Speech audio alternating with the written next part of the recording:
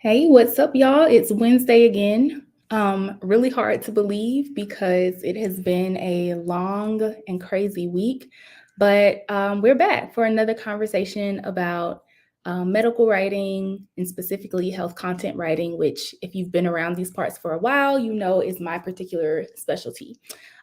Today, in particular, we are going to be talking about a hot topic, a question that people have often when it comes to wanting to get into the medical writing space or like any subset of medical or health writing. For a lot of health professionals who don't have a medical or health writing background, one of the initial challenges that you run into is, how do I get a medical writing or health content writing role without having that type of experience? And so in the past 2 weeks, we've talked about kind of diving into medical writing and parsing that out into different types. I referred you all to my playlist on YouTube that kind of dives into the 9 different types of medical and health writing, teaching you about what they entail, what types of roles exist out there that align with those subtypes. And I told you that one of the important steps when figuring out how to move forward with your medical writing trajectory is figuring out what type of medical writing you want to specialize in, and then starting to get experience in that space. And so, as I teased, today we're going to be talking about 3 ways that you can actually start to get that experience, actually like 3 or 4. And so that you all can start taking some practical and actionable information back with you and starting to implement that. So before we get into the nitty gritty, in case this is our first time meeting, my name is Megan. I'm a public health pharmacist by background. I have worked as a health content strategist for the past several years through my company, Stock Rose Creative, which is a health content marketing company. And for the past year plus now, I have also run the Health Professionals to Health Writers program. So Health Professionals to Health Writers is a 4-month accelerator coaching program, and it really helps fellow healthcare professionals, pharmacists, dentists, physicians, nurses, public health practitioners, et cetera, learn how to replace a portion of whatever your primary income source is through freelance health content writing. And the really nice thing about it is that most of my students don't have experience, so that is not a barrier to the health professionals that I'm able to work with in that program. Speaking of experience, let's go ahead and start talking about it. Also, whether you're catching this live on the replay, you can always feel free to leave a comment or a question or follow up or anything like that.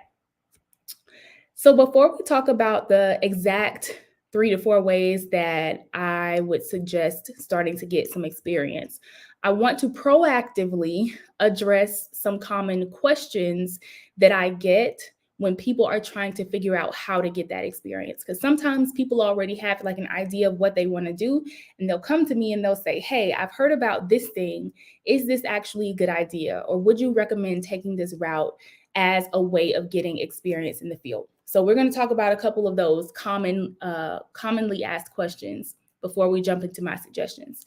So the first question that I get often is it okay, or not just is it okay, but is it a good idea, and is it possible to find writing opportunities on gig platforms? So you may or may not be familiar with gig platforms. Basically, think about a job board except for contract or freelance like work. So when people post on gig platforms, they're usually looking for someone to help them with a specific project. They're looking for a freelancer or a contractor who can come in and do a specific thing. They're usually not hiring for like a full-time or part-time job. It's more like looking for freelance or contract work. And so these job boards, people who need those workers post on them, but then people who are freelancers or who are looking to fulfill contract or freelance work can go to those gig platforms and they can kind of search through opportunities that might be a good fit for them. And some people are able to find roles that way. Examples are Upwork, Fiverr, Fiverr. Those are examples of gig platforms, some of the more popular ones. And I have used them in the past.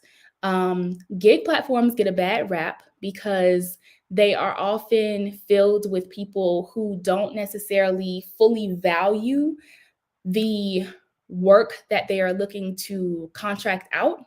And so they are just looking for like the lowest bidder who is going to offer to do this service for the least amount of money.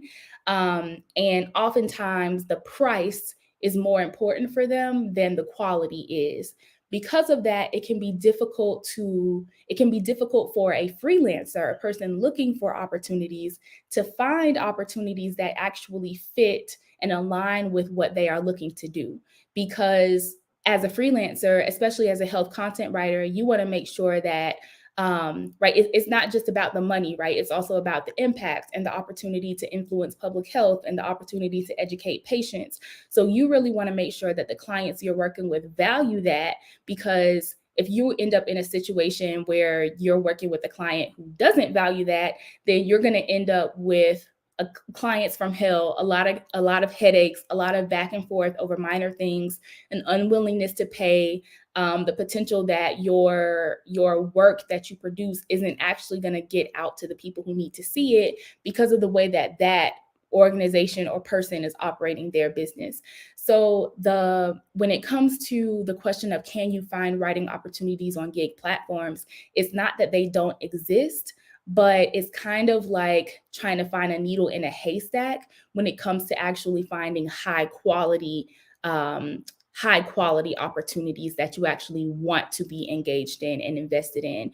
And so because of that, it's not necessarily a great use of time, because it's like if you go to like a TJ Maxx or a Marshalls on a weekend, right? Like on a Saturday. I live in Atlanta. I don't know about y'all, but your TJ Maxx and Ross and Marshalls might look really nice on the weekends. Ours don't look nice on the weekends because everybody's been in there. They've been moving stuff around.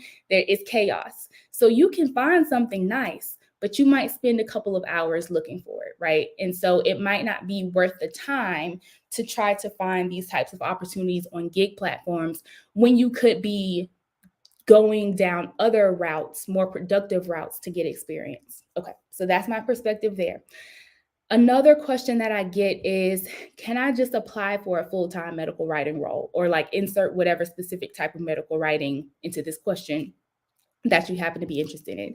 Can I find a full-time role? Or oftentimes the question is, I'm applying for full-time roles, but I'm not getting callbacks, I'm not getting an interview, I'm not qualified. So how do I get a full-time role? The reality of this situation is that it's going to be incredibly hard for you to find a full-time role in any type of medical writing without experience. I say this all the time. I feel like a broken record in repeating this, but I can't say it enough. Unless you have like some other type of connection or something else really going for you, it's going to be incredibly difficult to convince an employer that you have the skills in order to be able to write medical information, write medical content, whatever type of medical writing we are talking about here. It's going to be very hard to convince someone that you have that skill set if they can't see evidence of that skill set. And the experience as a writer is what creates the evidence, right? That's what you use to create your portfolio of samples that you can show to an employer to say, hey, this is the work that I've done.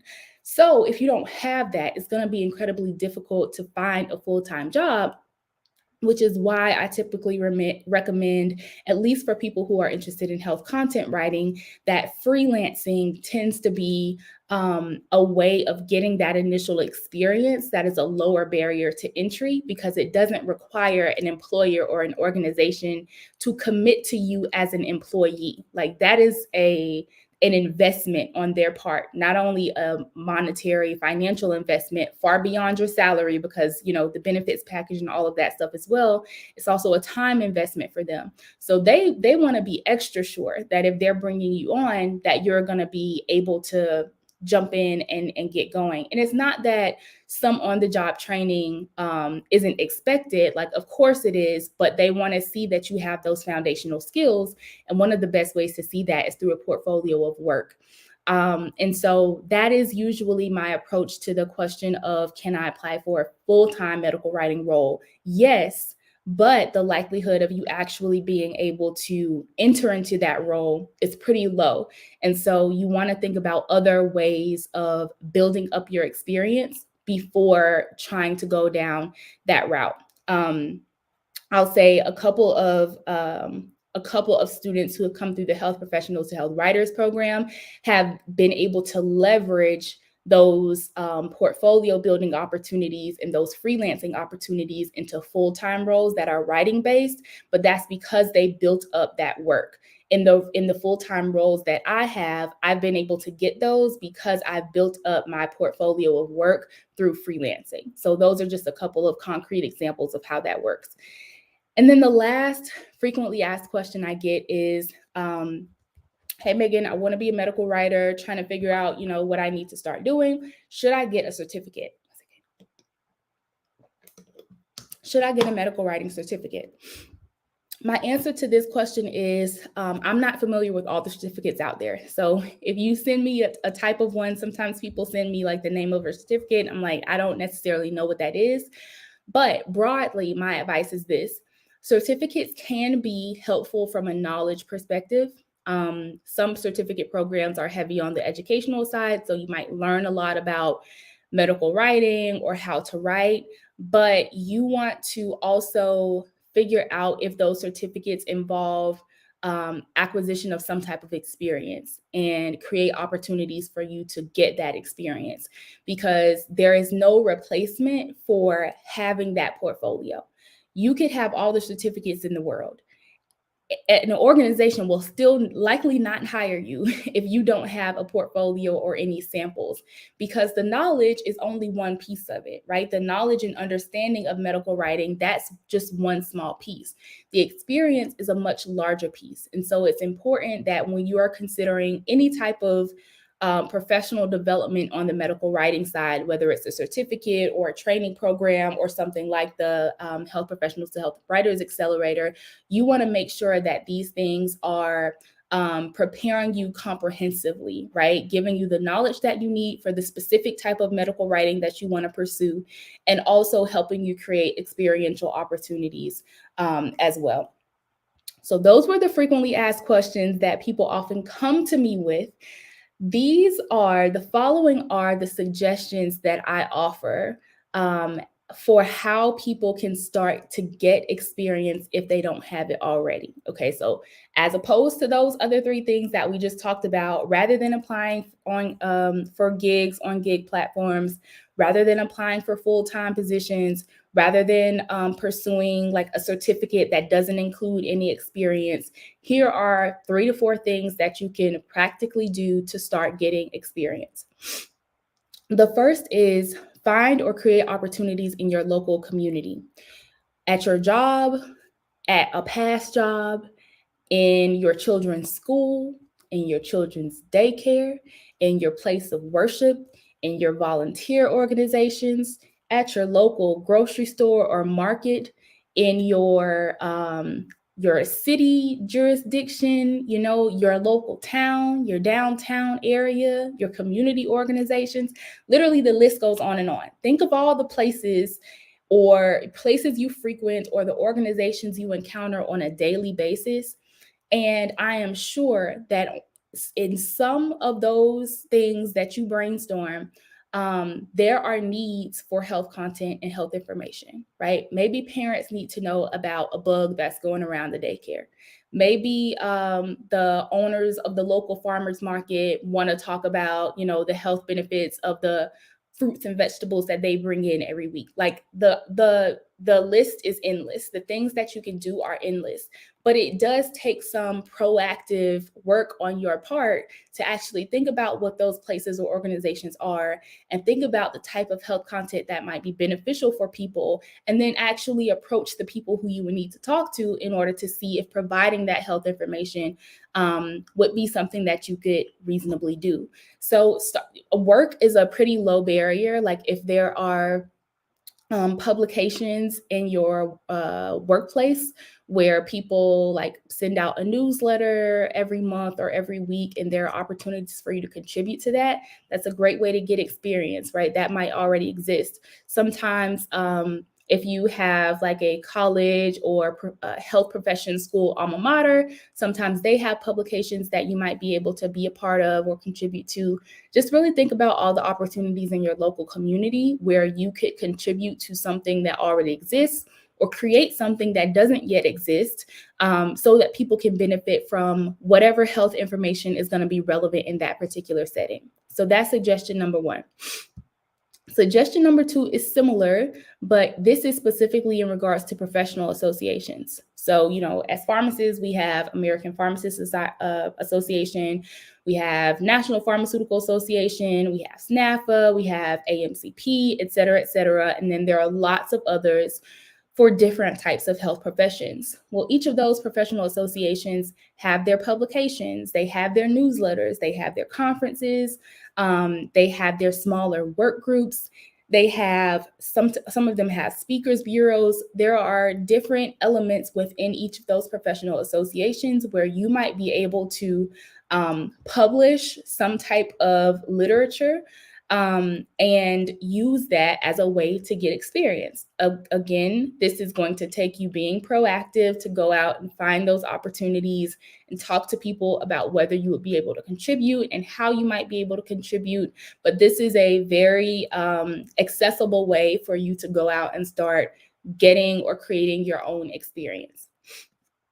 The next suggestion is to find low barrier outlets or platforms to contribute to. And when I say low barrier, I mean like don't go out and try to pitch to the New York Times, to USA Today, right? Like I'm talking about professional media outlets, like small niche outlets, and especially ones that accept contributors just like broadly from the profession. So like Doximity is an example of as a small niche outlet where you might be able to offer a piece or contribute in some way. I don't read a whole lot of health industry media outlets, so I can't like list them all for you right here. But if you read those outlets frequently, whether it's to keep up with professional developments or the latest research or things like that, you probably know of some outlets that are very specific to your line of work that you might be able to contribute to in some way. So those are other opportunities to get experience. And then lastly, if all else fails and you're not really finding ways to plug in into already existing publications or community resources, et cetera, you can always create your own content. And I stress this on a low tech platform. So when I was starting out as well, not even when I was starting out, because I didn't do this intentionally to become a freelance health content writer. I was just bored. So I started a blog. And that's how I ended up getting into health content writing. I don't typically recommend starting a blog because when people say start a blog, they often interpret that as like go buy a domain and buy a hosting platform and buy a theme and set up WordPress or Squarespace or blah, blah, blah. And like all of that is not necessary. There are tools that exist where you can publish your own content, your own information without needing to create a whole website for it. So for example, my students use LinkedIn. LinkedIn has articles, newsletters where you can publish your own content natively. That is free, that is easily accessible. It is low barrier because it does not take much time at all to figure out how to use it and how to click publish, right? Medium is another example. Medium.com is another example of a low tech platform. But basically, if you can't find other ways to plug in outside of, yourself, you can always just like write your own stuff and publish it. I did a series on this, or a series of videos on this topic. I think it was last year. It's titled something similarly on my YouTube channel, basically how to get writing experience if you don't have any already. There's a part 1 and a part 2. In the part 2, I talk specifically about how to figure out what to write about if you are going to take this last approach of creating your own content on a low-tech platform, right? The simple, straightforward answer is just like, think about all the health questions people ask you on a daily basis. and pick one to write about, or go read, what's going on in news on the health side at the moment, and think about, like, hey, how can I add something here? How can I address this question? How can I help someone solve a problem or answer a health question that they have? And then go write it. These seem simple, and it's because they are, but I think sometimes we try to overcomplicate things, and you feel like, oh my God, if I don't have the experience, there's no way that I can get it unless somebody gives me the permission to get it, right? And the permission is the job, right? You're applying for a full-time job because you want someone to give you permission to be a medical writer, to be a health writer. But the reality is, you don't necessarily need someone's permission. You have to take accountability of wherever you are in your journey and give yourself the permission to get the experience that you need in order to be qualified to go down that path. So rather than waiting for someone to give you permission by extending a job or extending this or extending that, these are 4 ways that you can go out and start generating your own opportunities right now. You don't have to wait for someone to give you permission. You have several options and opportunities that you can pursue on your own that will help you get the experience that you need to move forward as a medical writer, or specifically as a health content writer. Keep in mind that once you get that experience, depending on the type of medical writing you're interested in, you do still need that knowledge piece, right? So make sure that you're still diving into whatever particular type of medical or health writing it is that you're trying to pursue. If it's regulatory writing, make sure you're learning about the regulatory landscape. If it's medical communications, make sure you're learning about the medical communications landscape. If it's health content writing, make sure you're learning about the health content writing landscape. This is a great place to do that because that's what I specialize in. And so I'm constantly talking about health content writing specifically. But make sure that you're balancing that experience with learning about the specific type of medical or health writing that you're trying to dive into. What else do I want to say about this? I think these are the main things. I think you have some specific tools in your toolbox that you can use to start getting experience for your medical or health writing journey. And for anyone who is interested in health content writing specifically, I shared last week when I announced that my 4th cohort of health professionals, health writers, had started their program, but the wait list for the next round is open. And so if you are a US-based healthcare professional who's interested in replacing a portion of your primary income through freelance health content writing, and you want to get on the wait list for the next round of health professionals to health writers, you can just leave wait list in the comments, and I will help you learn how to get on the wait list, and we can take it from there. But in the meantime, I would love for you to get started. Start taking action on all of the items that we talked about today. And I'll talk to you all next week.